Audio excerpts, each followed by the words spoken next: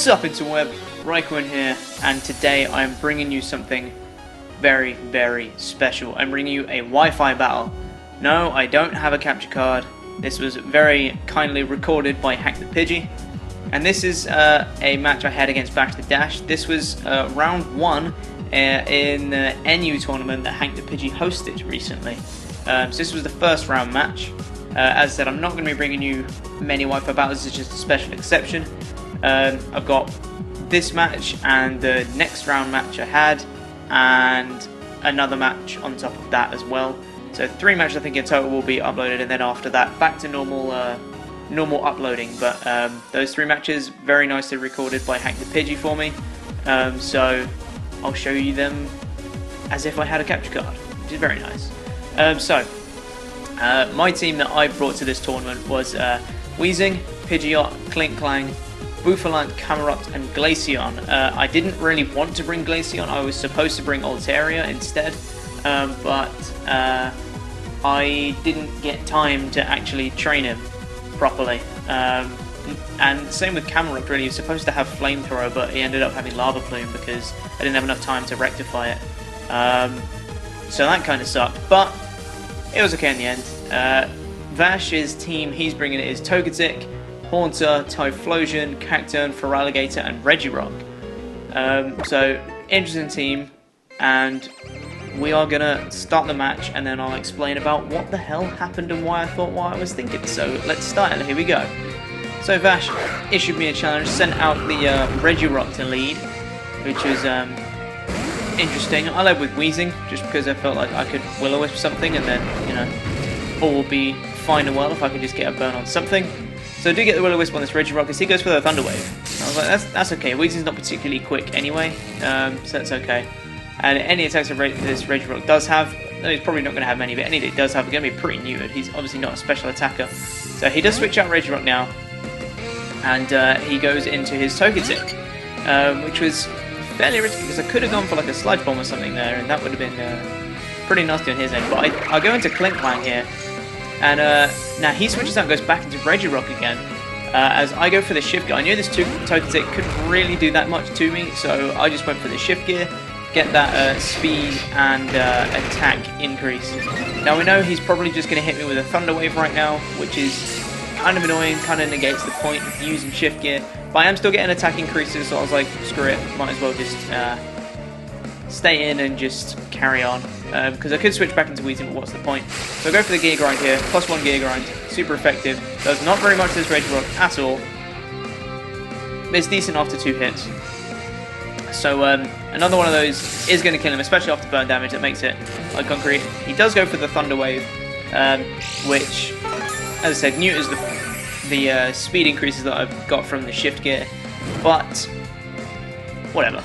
I still have the attack increase, so I'm still at +1 attack. So he goes for the Drain Punch here to try and get us more health back. So the Shift Gear doesn't, the Gear Grind doesn't kill him, but it does absolutely nothing to Klinklang with the burn damage and the fact that Klinklang's pretty defensive anyway. Go for a Gear Grind here, and it is going to take out that Regirock. So that Regirock is down. No problem there. So yeah, Klinklang putting in a bit of work in this battle, which is quite nice. Just going to get more Leftovers recovery here. And who does he bring in next? He brings in this Typhlosion next. And I know he's going to go for an Eruption. Choice Scarf Eruption is quite the common thing to put on him, so I switch into Camerupt to take it. Obviously he's not going to take it too well because he's not especially defensive, but he does carry the Assault Vest, which is part of it too, so it's not going to do too much at all to him, which is very nice indeed. So he's going to switch out. I'm guessing predicting the Earth Power or something. Oh no, that was it, yeah. I could have gone for anything here. I went for the Ancient Power here, in case he predicted the Earthquake or Earth Power or something and went into Togetic. So I went for the Ancient Power just in case. Plus I thought if he switched that into anything else, I might get those stat increases, which would be nice. But he brings him for Feraligatr, so I switch out. I know he's probably just going to go for a Dreadnought, but I did not want to risk staying in. I want to keep my camera up. So I switch into Weezing here, and I know I can probably take a Waterfall from this thing, and I just wanted to get a Will-O-Wisp on it, because that pretty much neuters it. Like, once he's burned, he's not going to be doing too much damage at all. So he does go for another Dragon Dance as I give him a Will-O-Wisp off, which is very nice indeed. So that Feraligatr is burned.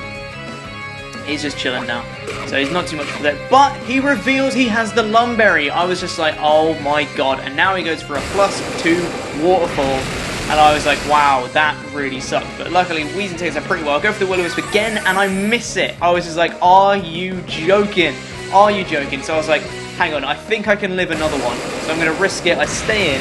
He goes for another waterfall, and I live it with 4 HP, and finally get off the Will-O-Wisp. I was like, oh my good god, that took so much more effort than it was worth. But finally, this Feraligatr is burned. So not going to be doing not too much of a threat to my team anymore, which is very nice indeed. So he does go for another Dragon Dart, trying to get that attack back up again, now after he's burned. So I go for the Pain Split, predicting him to, if he didn't go for an attack, thought he might as well go for the Pain Split. So that's very nice indeed. I'm going to get more Black Sludge recovery, and he's going to take burn damage, so he's even lower. But now, this turn, he's obviously going to outspeed me. He's at like +3 speed or whatever, so he's going to go for the Waterfall. And unfortunately, even with the burn, with that extra attack increase, that an extra Dragon Darts he did, that is going to take out the Weezing here. Which is kind of annoying, but that's fine. I mean, he did his job. He burned the Feraligatr, so that's absolutely fine. So, I saw here that the burn damage is going to take out Feraligatr next turn. So I brought in Klinklang. Assumed I could live whatever he wants to throw at me because he's burned. As he goes for the Earthquake, and I thought I might as well go for the Shift Gear, because he's going to die to burn damage anyway, there's not much point attacking him. And I might as well just see if I can get a bit of a speed increase. Obviously I'm still paralysed, but a bit of a speed increase and an attack raise +1. So yeah, I do manage to live that Earthquake, get the Shift Gear increases there, and that burn damage is going to take him down. So I was figuring like maybe if we brought in something slower, still might maybe be able to outspeed. I mean, I'm +2 and paralysed, but he brings in Typhlosion. I was like, well, that's kind of annoying. I know he's going to outspeed because obviously he's a Choice Scarf and whatnot. So he goes for the Focus Blast on this Klinklang, which is 100% going to take that out. Yeah, it probably would have taken him out if he had full HP, but whatever. So I bring in Camerupt here.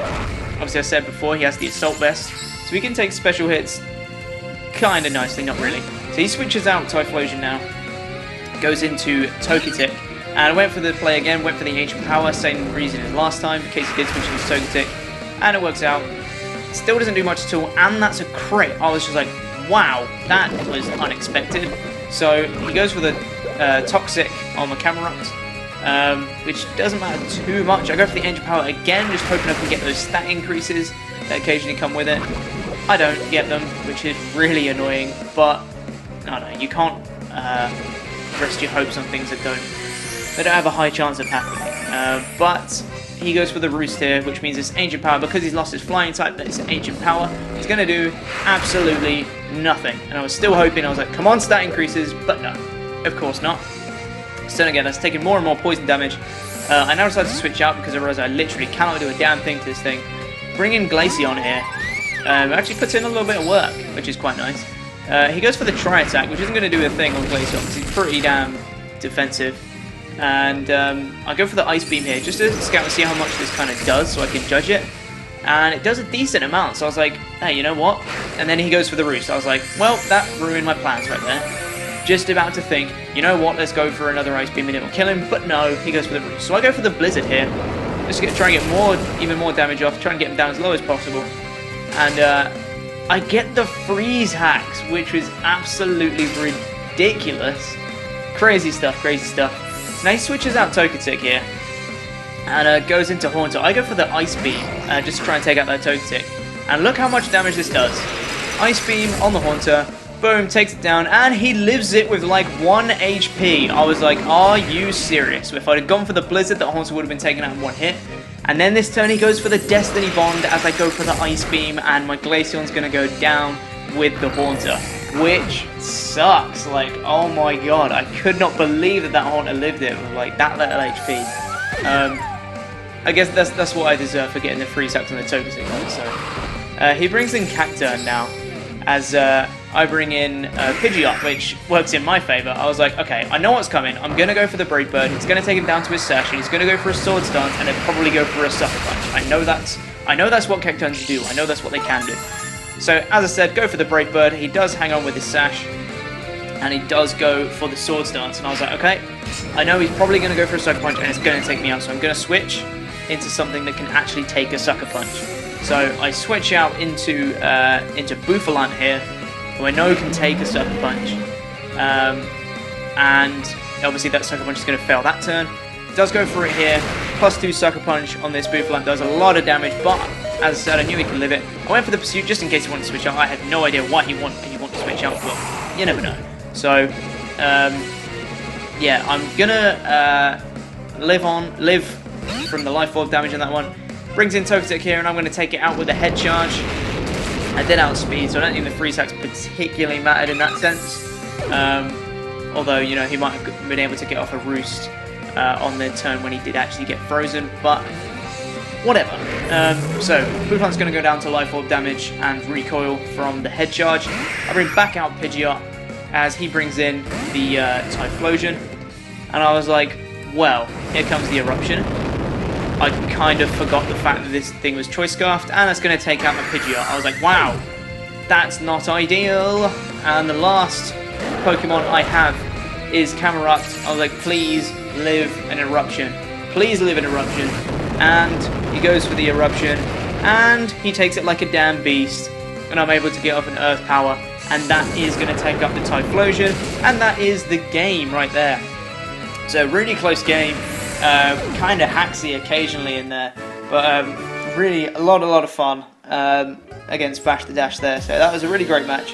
Thank you, Vash, for that good battle, and thank you guys for watching. I will leave links to VashTheDash's channel in the description. He's a PokeTuber as well, so make sure you go check him out. Make sure to go check out Hank the Pidgey. He's the one who hosted the tournament, so I'll leave links to his channel and Twitter and stuff in the description as well.